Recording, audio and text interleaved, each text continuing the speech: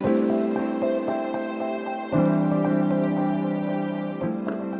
those of you who don't know me, my name's Joel. I'm one of the elders here. I lead that team at Redeemer, and it's a privilege to get to speak to you. I've not spoken to you it's been over 3 months since I last preached. So you might, if you're new in the last few months, you may not have seen me before. But you have to. It's a slightly different preach today. So we love to speak from the Bible, and we will get to the Bible at some point. But we also want to share just a bit of where we've been. So for 2 months, Rachel and I got to take our 3 kids to Asia on a trip to experience a whole load of things. And we just wanted to take some time this morning just to share some of that with you. And so if you're new here, it's not kind of a regular Sunday morning talk that you'll hear. But so you just had to bear with me a bit. But you get to hear, if you're new, it's good because you get to hear some of what's going on as part of our wider family of churches across the world. We're part of this family church called Regions Beyond. But also, we'll get to a bit of what's going on this term, what's happening here in Worthing as well. So you'll just have to, we're going to hear a bit of both. So we're going to start off with part 1 is the Tosterman family slideshow. And we're going to share, it's pictures of us by the pool and by the beach. No, it's not really. It's not really. We did do some stuff. But just say this, we had 2 weeks in Vietnam. That was just like pure holiday. I know some of you will say the whole 2 months was holiday, you jokers. But we had 2 weeks of specific holiday at the start in Vietnam. And then we had a very brief 1-day stop in China, like a layover, where we got to go and see the Forbidden City and show the kids some of Beijing. And then we moved on, right? So we moved on to actually like the churchy stuff, like where the stuff the work time. And this all going to kind of flow together, okay? And I was just joking about pictures of me sipping drinks by the pool, but I think do we have some photos? So where's stop number 1, where we got to go? For those of you, some of you will know this. Some of you I've not spoken to, so you're not quite aware. We got to go to this beautiful island called Jeju, which is just off the coast of South Korea. And I know it's hard, it's not easy, very easy to see in the photos, but you can see a guy there at the back holding his little daughter. He's called Mordecai. He's a Chinese man, Chinese Korean, and he was living in China. He had to leave China, mainland China, and so he's planted a church in Jeju in South Korea with his family. And we got to spend a week with them on Jeju. They are a wonderful family. If you imagine like the happiest, smiliest, sweetest man you know, then like times it by 10, or times that is Mordecai. Fusi spoke about him last year when we camped together at Gather. Fusi spoke about Mordecai. He shared some photos. We ended up giving Mordecai some money to help refurbish. They meet in the basement, like this kind of dripping, damp basement of a building, where they gather together, and we gave them some money to help them refurbish that space.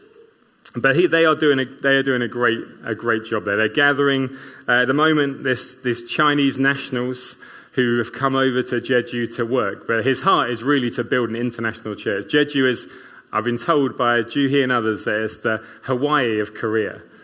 And so it's this really popular place for Koreans to come, but also internationals to come. So there's Americans, there's Africans, there's Cambodians and Thai and Indonesian and Malaysians and Japanese, American, Europeans.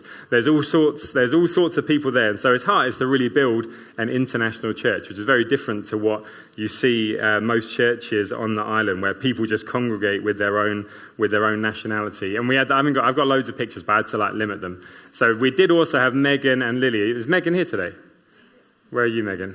Stick your hand. Oh, Megan's at the back. And then Lily, where are you? So we had Lily and Megan with us as well. Lily was such a blessing here and when we went to Taiwan, because in Jeju, Mordecai is a Mandarin speaker, and so having Lily with us was such a huge blessing, because otherwise we'd have been purely relying. I can speak some Mandarin, but our relationship would have been very surface level if all we're talking about every day is just the weather and what the food tastes like and what we're doing today. So it's so great having Lily there with us. And also Megan. So Megan's got a real heart for Korea. Not just K-pop bands, right? I think it's Korea as a whole. It's a God-given passion. And so she's just trying to work out, hopefully I'm not saying too much, just trying to work out what does that look like. God's given her a love for career, so what does it look like what's that going to look like in the future? So maybe Megan will move out there for a bit. You can ask her about it. But it'd be great if we see at some point her going to support Mordecai and Flower and what's going on there. I love that, like Theo talked last week, like what are we burdened for, what are we passionate about, and then what opportunities does God give us to work that out? That's what Megan's trying to do. God has given her a passion for career, like a burden for it. And so what opportunities are there for her to go and serve and be part of what's going on there? So we're going to be praying for Mordecai and Flower and their 3 lovely kids. Our kids had such a good time with them. And it turns out, if you want to go to Korea with kids, super safe. Our kids were like, they said, it's fine for the kids to wander around on their own 9:30 in a night market. Absolutely no problem at all. I said, this is not normal in Worthing. Are you sure?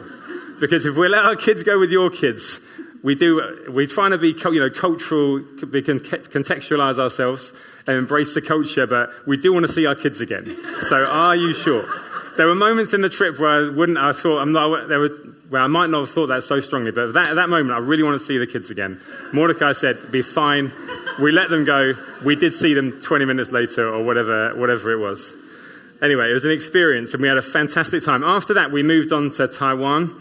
So we had a couple of weeks in Taiwan. We had a few days in Taipei, which is in the north. And then we went down to Kaohsiung, which is this city on the screen here, to meet up with Kim and Smile. So again, for those of you who are new, Kim and Smile are a Filipino couple who we've been building a relationship with. They feel God has spoken to them about leaving the Philippines, moving to Taiwan to plant a church. And again, they really want to build something international. Initially, they're trying to reach out to the 15,000 Filipinos who live in that city, but they want to gather an international community there. It's a very international place with loads of different nationalities there. But we had a great time with them. We prayed for the city. We spent time with the church they're linking with, who are helping them with their visas, which has been a year now, and they've got like a sticking point in their visa at the moment. So do pray for them, please, when you're a member, because they're really keen to go, but it's a long process, and Filipino bureaucracy and like paperwork can take a while. So, but there we spent time with Pastor Eagle. I think we've got a photo of Pastor Eagle and his wife Vice. Again, Lily, Matt. So this is Kim and Smile on the left, and then Pastor Eagle and his wife Vice. Again, that was all Google Translate conversations going on there because Lily wasn't present. So there was no actual, because Kim and Smile can't speak any Mandarin and Pastor Eagle and Vice can't speak any English or Tagalog. So that was just, our translator wasn't there. So that was Google Translate conversing there. But they had such a good time. It was such a blessing for them to build relationships even over like a translation app. And then there's a photo. The other photo is at church on a Sunday morning with them. Every month, maybe we should do this, they celebrate birthdays with a big cake. And they sing happy birthday to everyone. So Caleb got up there. I don't know why Levi's up there as well, but they got a few people up there. And we sang happy birthday and cut cake and handed it out. But again, it felt like it was a really significant moment, really, for Kim and Smile, like God speaking to them about what He's calling them to. And then they flew back to the Philippines. Actually, we flew back together. Yeah, thank you, Lily, for all of your help there. We would not have got anywhere near as far without you. And then also, we had Jeju for a week, Taiwan for a couple of weeks, and then we went from the sweatbox of Taiwan to like monsoon season in the Philippines. So it wasn't quite as hot. I went from mid-30s to like high 20s. And some of you will remember Gino and Lovi. So we got a photo so this is one of the churches we got to be part of. We travelled up to visit. This is Michael and Charlene's daughter that Levi's holding, and Kim and Smile's daughter in the top picture, MJ. But the next photo, this is Lovi, who you met last year at Gather. They came with Kim and Smile. Last week, Lovi gave birth. Gino didn't do too much. Lovi gave birth to Eleanor Hope.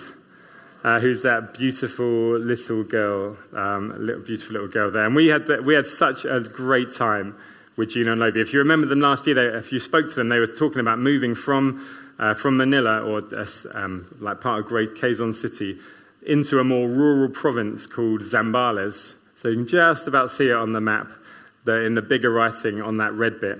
So they moved from the yellow bit up into the red bit, which is like out in the provinces. And it really is like out in kind of the middle of nowhere. Because they felt God speak to them about reaching out to this Aita community. It's like an indigenous tribe, an indigenous community in the Philippines. And they felt God speak to them, but actually we should leave where we are. Gino was leading a church in Caloocan in Quezon City. And they moved from there where their friends were, where all of their relationships were. And they moved to Zambales, to this little town called San Marcelino. And now they have this drive up, this bumpy track in the middle of nowhere to go out to this tribe where like the huts might have one light bulb. So when I had the privilege of going one night with Gino, because he runs a Tagalog class, like the predominant language spoken in the Philippines. And he teaches some of the older men in this tribe, like from the 30s to some guy in his 80s, I think. He teaches them how to read and write Tagalog because they've just grown. They've never learned. They've never been to school. They just speak, but they don't read or write. And obviously I had no idea what was going on because I was just watching, and I don't speak Tagalog past like 5 words. But it was just incredible. If you met Gino last year, he is such a great guy, and it was beautiful seeing the relationships that he is developing there. Like seeing him with those old, like there's a guy who's who's just turned 30. How he interacts with these guys who are all older than him. It was beautiful. He is such a fantastic guy. And him and Lovi are doing such a good job. If you saw where they, compared to us, these people have, like materially, they have nothing. Like the tribes people have materially nothing, but there's so much joy. And we got to be part of we went along on the Sunday we were there to be part of the church. And apart from Lovi whispering to us every now and then what was going on, we just had no clue, like absolutely no clue. There were Bibles that were being read from. There was someone speaking. There were songs that weren't translated. So again, we're like, Lovi, she was giving us some idea of what was going on. But you kind of just got the joy and the friendship and the passion for God, the love for one another kind of was just so evident. Even with these people who compared to us have nothing. You can see that God was at work. And just so you know, Gino and Lobi in the next year, their plan is to move even into an even more remote area where their van won't get to. So it will be like getting on a motorbike. Imagine that, if Gino riding the bike, Lobi sitting in the back, holding the baby, bump, bump, bump, bump, all over the kids loved it. They thought it was so much fun going along this track, wondering if Gino was going to flip the van as we went over some of the roads. But there again, we're going to be praying for them in our week of prayer that's coming up in September. But they send their love. They're praying for us as well. We had a really good time with them in Zambales, and then we finished our time. Last one, we finished our time at their conference. Every year they gather. All of the churches across the islands gather together. A conference they call Accelerate, just for a couple of days. And I know, again, my photo is not great, but that's Megan and Lily. They got up on the stage with Pastor Eagle and Vice talking about Taiwan and Korea and what's been going on. And there, again, there's loads I could talk about with that. But it was seeing Kim and Smile over the last 15 years have poured their lives into, I don't know, like a group of 10 or 15 spiritual sons and daughters. And this conference they saw the fruit of that, because Kim and Smile, they just sat back as this couple in their like late 40s, and they saw all of these guys in their late 20s, mid 30s, leading everything, leading the meetings, preaching, organizing, like logistics, just leading worship, just doing everything. And it was just, I've not been involved in that at all, but it's just me sitting there. I felt so proud of what they've done. Because it's just incredible. It's been great, I know, for us having a few guys preach over the last 3 weeks. But they've just poured themselves into opening. Most of those church leaders have lived in their home, Kim and Smile's home with them over the years. They've given everything to them, and it was just amazing seeing what God is doing through that. And so we're going to continue to pray for them, continue to love them. And hopefully next year we have Gather. We'll bring a few people over, just like last year Gino and Lovi and Kim and Smile came. Hopefully we'll have a few people come. And so just as a helpful reminder though, if you don't have that date in your diary, bank holiday weekend, next August, block it out. Oh look, we've even got the dates for it, 28th to the 31st. Get it in your diary. Don't arrange any other holidays. Don't plan anything else. These are key moments for us, big moments for us. And if you're new here this morning, block it out. Mate, just assume that this time next year you're fully in, you're loving it here. You're not going to want to miss. This is like one of the best things we do, and so you're not going to want to miss it. Gather 26. Be there. Okay, right.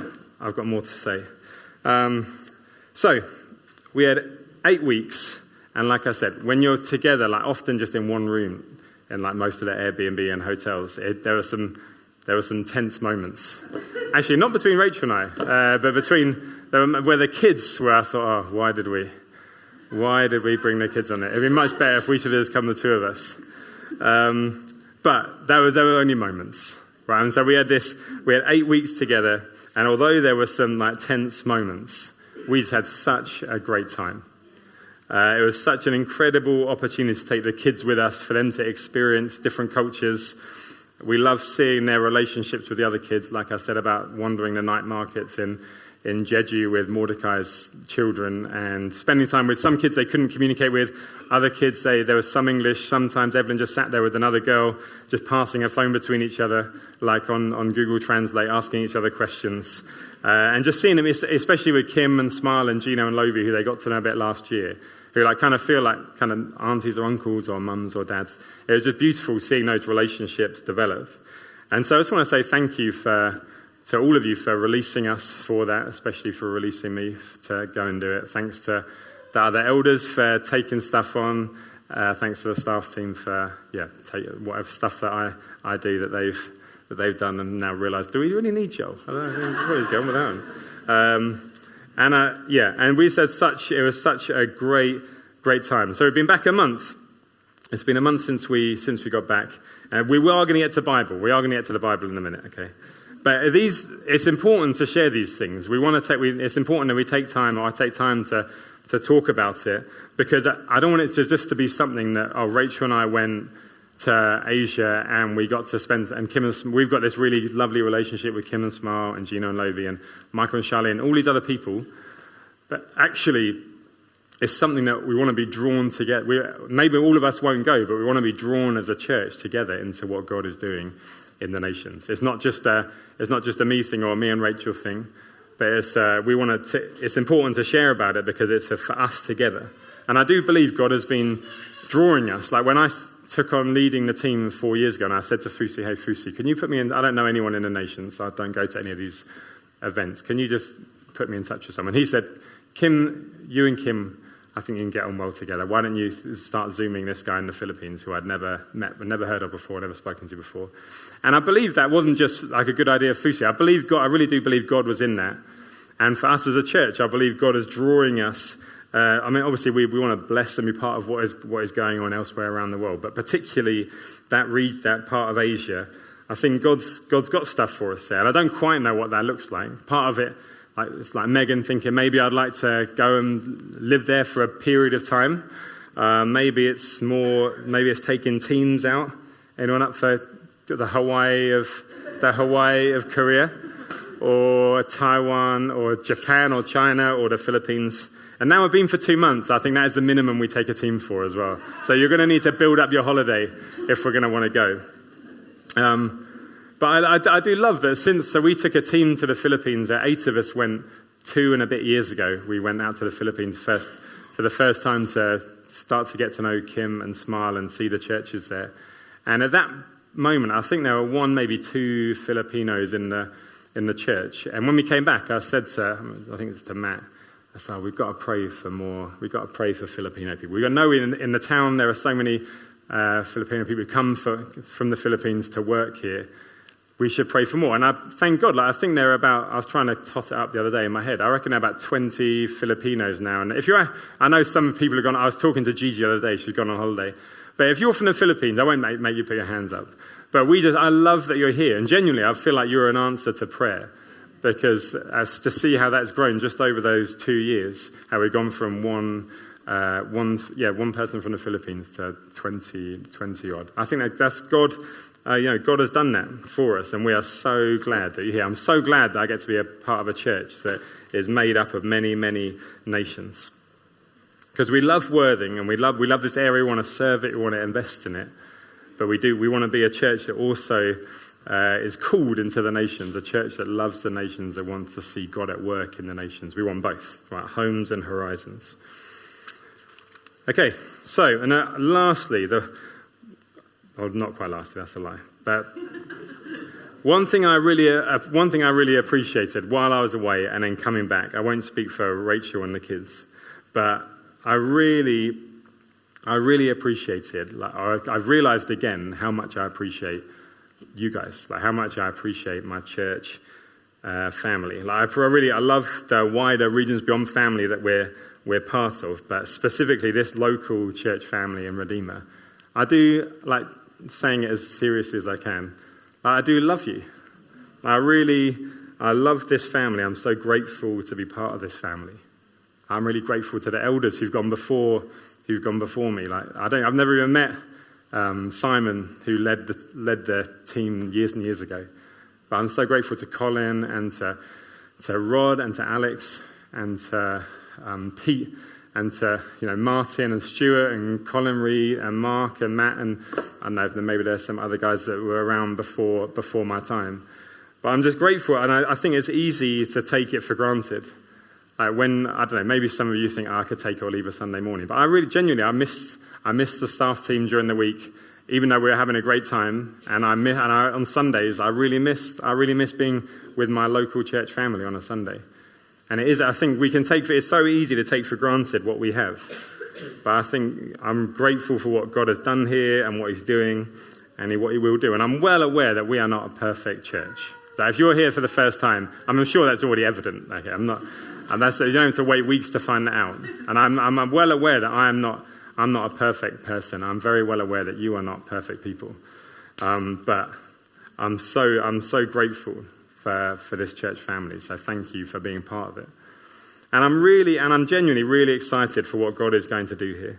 Because I believe there is a key moment for us, or a key year for us that we're coming into. It's been 4 years. Did you know that it's 4 years since we launched in the Gilbourne? Since we moved from the high school. It was a little bit longer since we moved to the high school because we had the hiatus of COVID and moving into and renovating this building. But it's been 4 years since we launched in this space. And there's loads to thank God for. We've grown steadily. We've seen people get saved. People saying yes to following Jesus, which is incredible. We'd obviously love to see more. But that's something to thank God for. We've seen people joining as they move to the area. Some people move from other churches, people growing in their faith, loving Jesus more. And that has all been great, right? That's really good. We want to thank God for that. We know it's Jesus who's building his church. It's not my church, it's not your church, but it's Jesus' church. And we want to thank him for what he's done these last 4 years. Right, that we get called because of what Jesus has done for us, by his grace, because of his blood shed on the cross. We get called into his family, right, called onto his mission. And so I feel it's a big moment for us, right, as a family on a mission together. And I'd love us to believe for more for the next 4 years. I want to thank God for the 4 years that we've had in the Gilbourne Centre. But our next 4 years in the Gilbourne Centre, I'd love us to believe God for more. I don't want to settle for what we've seen and just think, well, that's nice.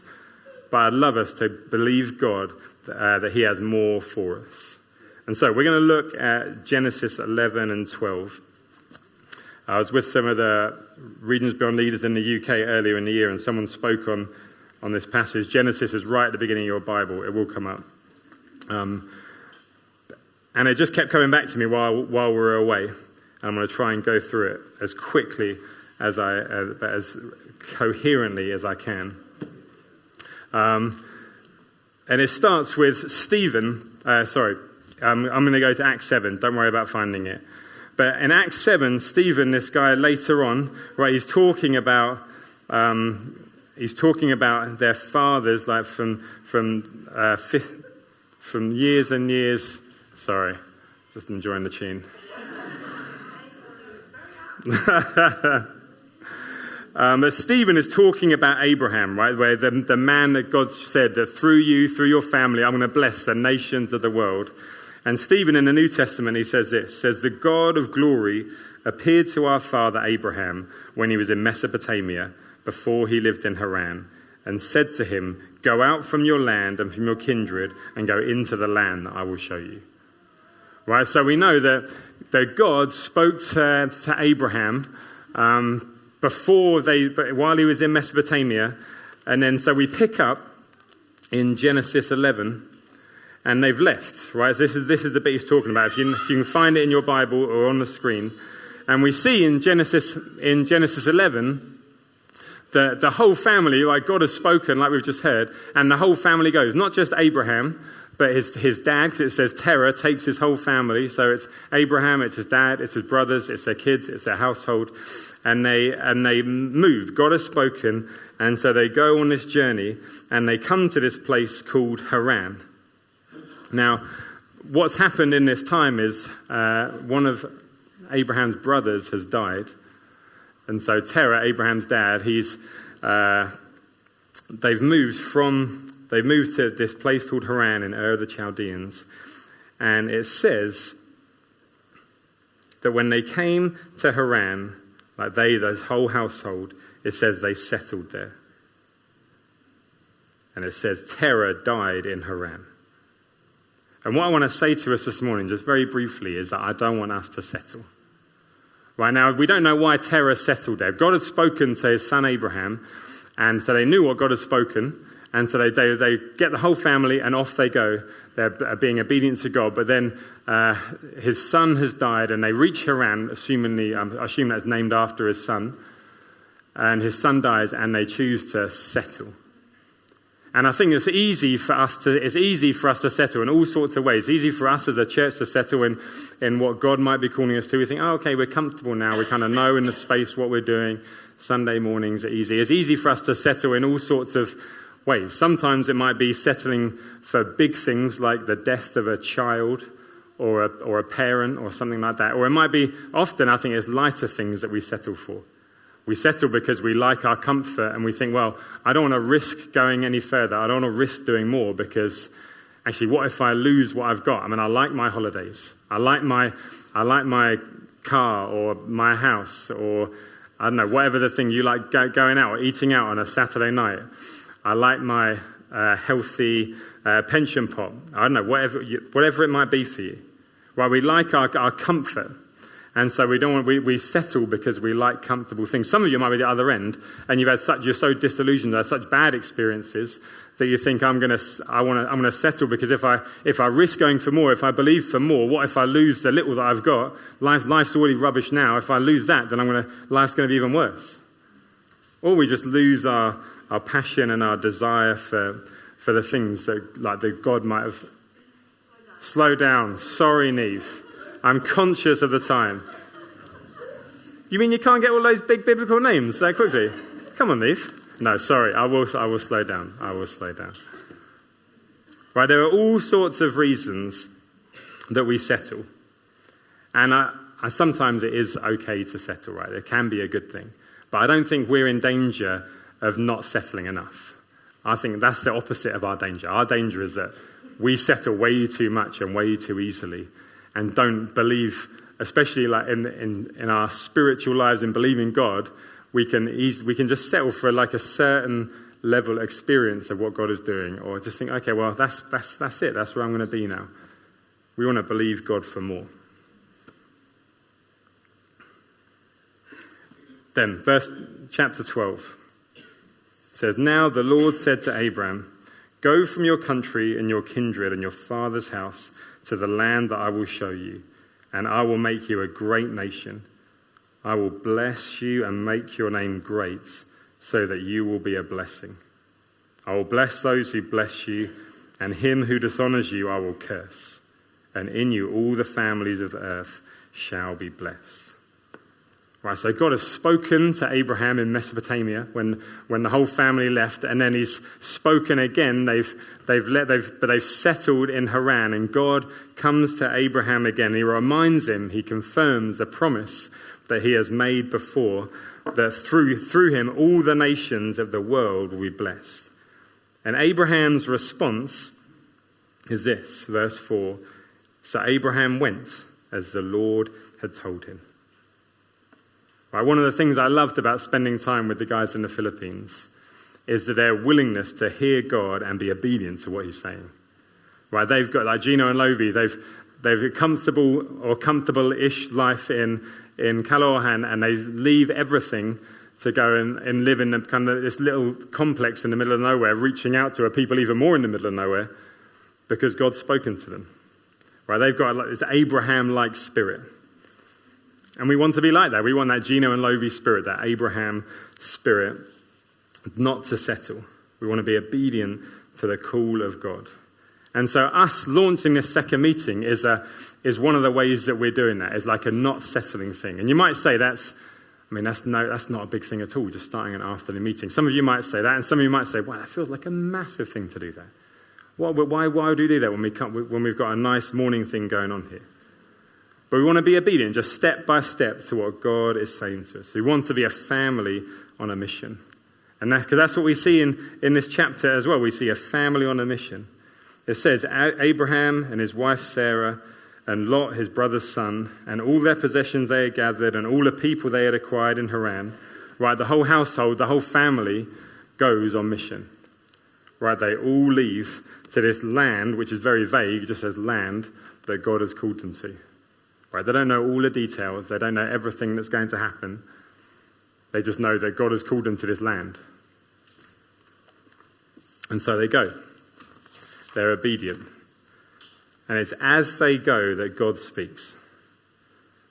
Right, they don't settle. God speaks and they go. Abraham went as the Lord had told him. And as they do it, him and his household, God brings clarity, or God appears to him again. Not before he left, but as he left, and then God appears, and it says, to your offspring, I will give this land. Right, they do it we're going to trust God. We don't know what it looks like, we're going to trust God. Like Jonathan and his armor bearer in 1 Samuel, it says, come with me, right? Jonathan says to his armor bearer, for who knows what the Lord will do? For nothing can hinder the Lord from saving by many or by few.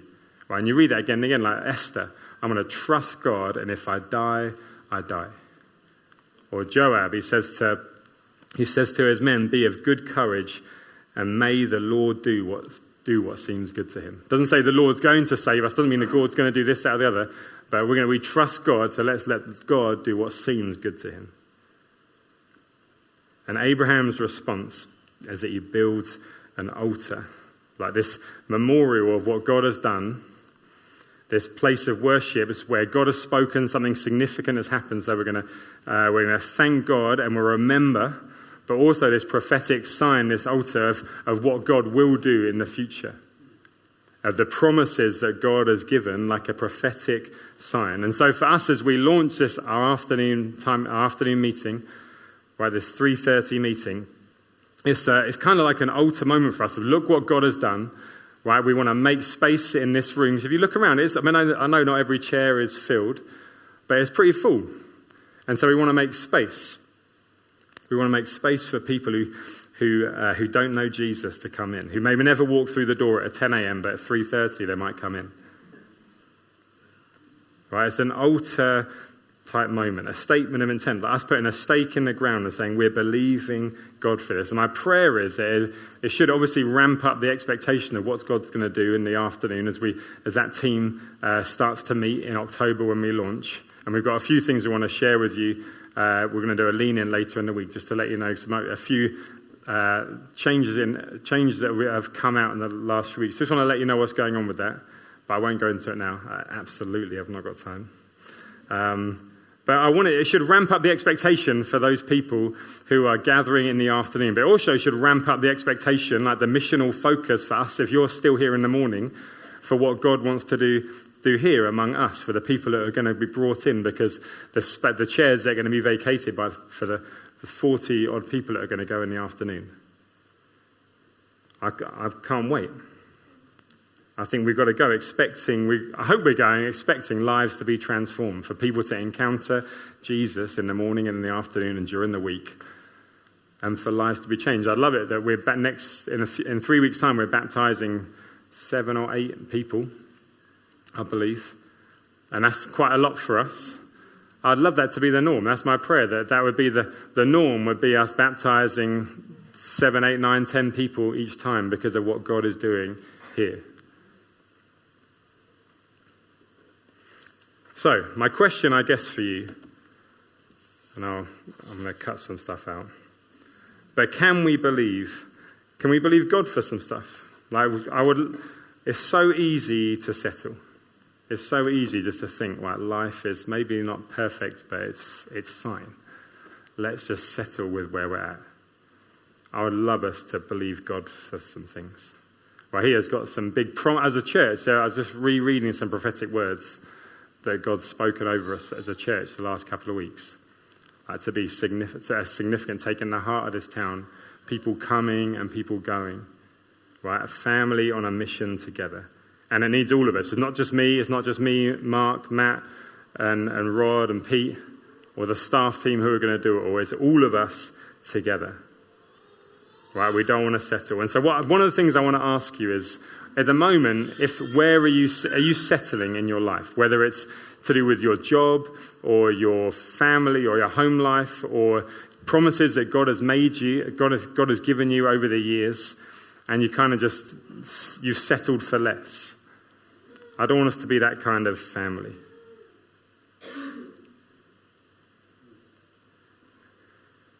So we've got loads to pray into. Week of prayer in a few weeks' time, loads to pray about. As we think about launching this afternoon, as we go into launching this afternoon meeting, I want to talk to you about Europe as well and how we're involved with that. There's all this stuff happening in the nations. And maybe you're here this morning and all this is new. And like I said, this is not a normal preach. Come back again. Give me another chance. Mark's preaching next week. We're much clearer. But we do want you to know that Jesus loves you. The reason we're launching an afternoon meeting is because we want people who are currently unchurched to know that Jesus loves them. Well, that's why we're doing it. Primarily, it's because we want to see our town of 120,000 people, most of whom don't know Jesus. We want, by faith, to make space for them to come in and know Jesus. We also want to, by faith, make space for other gifts to emerge in the morning and in the afternoon. But the reason we're doing it is because we love our town and we want to see people encounter Jesus. And so if you're new, I'd love you to stick around. Come back next week, come back the week after, hear more about what Jesus means for you, hear more about what we're doing as a church in this place. But I would love us to... What do you think, Mark? Can we respond with a song? Okay, band, if you don't mind coming up, and we'll just let the kids workers know we'll be a couple of minutes late. Can you stand? I'm conscious I've said a lot of things this morning. And, stuff that is just from me, I'm happy for you to forget. As soon as you walk out of the doors, you can just forget it. But I'm trusting God. I've been praying that God is going to speak to us this morning as well. And that I want you to hear that. I don't want you to. I want what God's been saying. I do want you to hear. Whether it's to do with, I've been praying for some of you that today, maybe during the week, God has started to stir you about being part of that afternoon meeting. At the moment, there's 25 of us. We'd love to, like as we said at the start of the year, 30 to 50. We'd love to launch with. Actually, we'd love to go with a minimum of 40. So that, for those of you who are good at maths, that's at least another 15. I've been praying that God would stir 15, 20 people. That actually I can be part. I don't want to settle. I'm going to go. I believe God is stirring me about this. But maybe there are other things as well. So before we sing, I'd just love us to have a moment. Maybe Beth, you can play. Just to let God... just set in a good way. I know I've been saying we don't want to settle, but just to let God settle in our hearts what he has been speaking to us individually about this morning. So put your hands out, just invite God to come and speak. God, we want to hear from you here today. We want to encounter you. So when you come and speak to us.